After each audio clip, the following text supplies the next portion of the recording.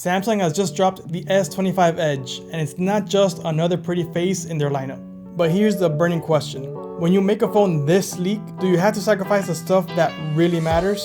Let's dive in and find out if the S25 Edge is truly a triumph in design, or if it's full of sacrifices that we just can't live with. First up, there were many concerns or statements made about the weight and thinness of the phone that I want to cover. Let's get into that first. Yes, it's incredibly slim and light at just 5.8 millimeters thin and 163 grams light. And the weight doesn't quite go with what is expected from a phone that has a 6.7 inch screen.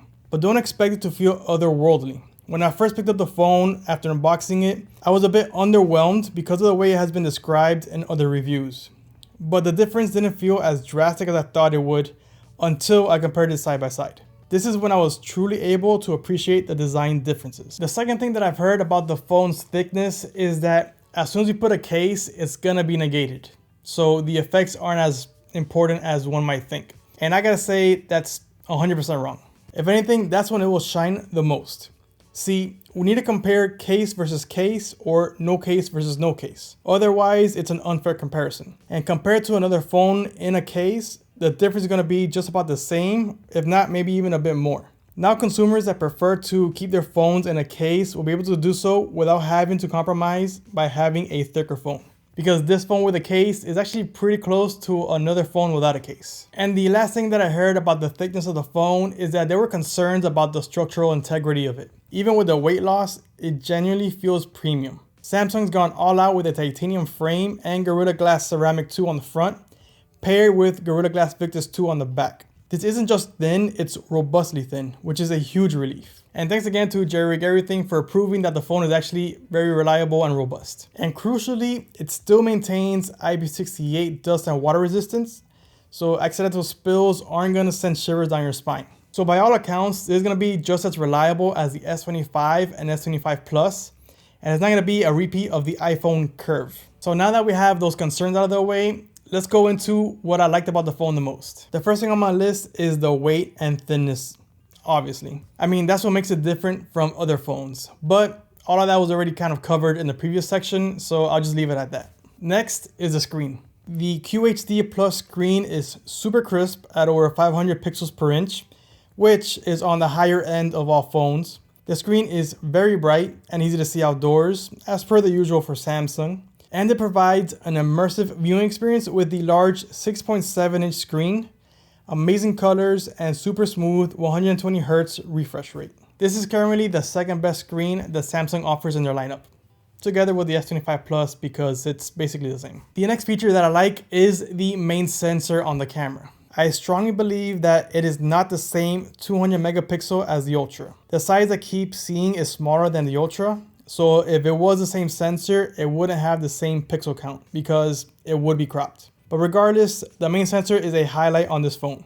The pictures and video come out crisp and consistent, and the digital zoom works really well. I would even be willing to bet that it won't be any worse than the dedicated 3x sensor on the S25 and S25 Plus. I would have loved to see a telephoto sensor on this camera, but I'm not exactly surprised because Samsung hasn't really been pushing the envelope when it comes to their folding phones, and I kind of see this as their folding phone tech going into a slab phone.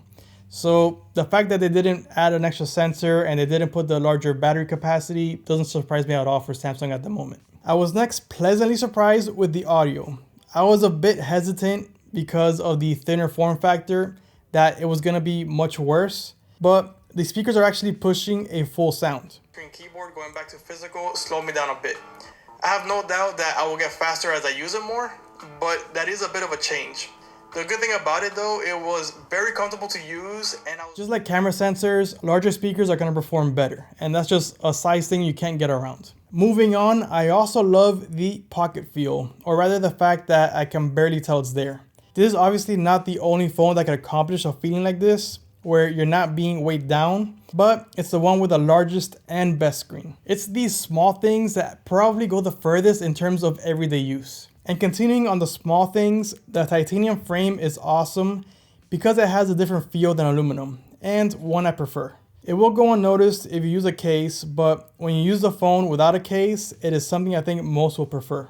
The best way that I can describe it is that it's less susceptible to temperature changes, and it has a bit of texture that you just get with Samsung's aluminum frames. Now onto the things that I don't like as much about the S25 Edge. First thing is that the color selection is pretty bland. I went with the silver because I don't trust anything that has titanium in front of it.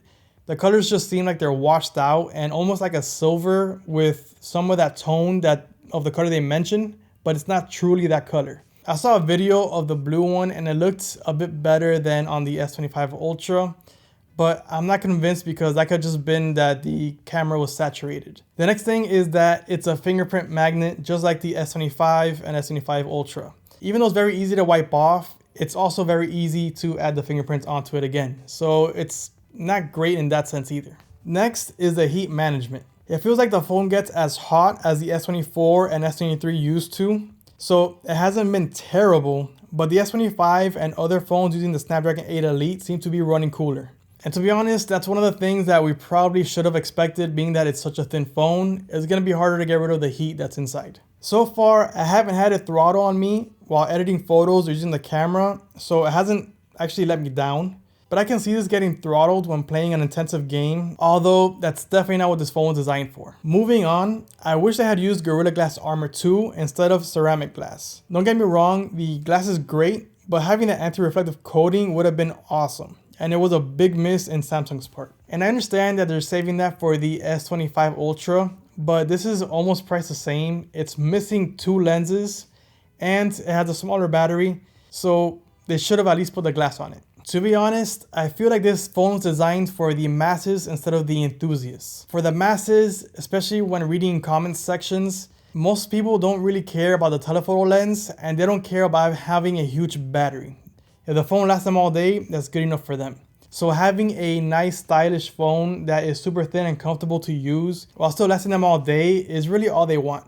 In terms of lasting all day, this is only 100 milliamp hours off from the S25.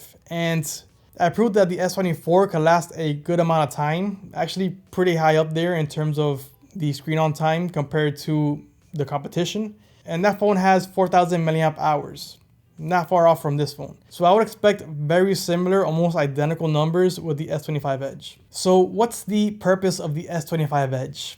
I think that this is more of a proof of concept. It might be a permanent lineup in the future, I don't know. But I still think that this is just a test to see, one, who is interested in this type of phone, and two, how can they use this tech that they've learned from their folding phones and apply it to slab phones. I also think that this sensor is a test for a future S series phone. That main sensor has been used for a long time already. Many people have complained that it hasn't been changed in a long time, and this might be the one that replaces it. Based on the size that I saw, it's exactly the same size as the one on the S25 and S25 Plus. Just a newer sensor, more modern, newer tech, and more megapixels. So it should have a sharper image and let you crop in more. Those are the type of changes that people want on the S series lineup. And lastly, where does this phone fit in Samsung's lineup? This is a tough one because I don't really see an actual spot. They placed it between the S25 Plus and S25 Ultra, but I don't think that's where it belongs. I think it's actually closer to exactly where the S25 is. What you have here is a flattened out and stretched out S25 with a new sensor with the telephoto removed. That's why I think the $1,000 price is where it needs to be. So in terms of purchasing it, I think it's a bit overpriced if you buy it MSRP. But if you get it on sale or you get that bonus upgrade where you get the higher storage, I think that price is fine. Let me know your thoughts in the comments. If this is something that you're willing to buy and use your hard-earned money for, type buy. And if this is something that doesn't interest you at all, type pass. Thanks for watching. I'll see you in the next one.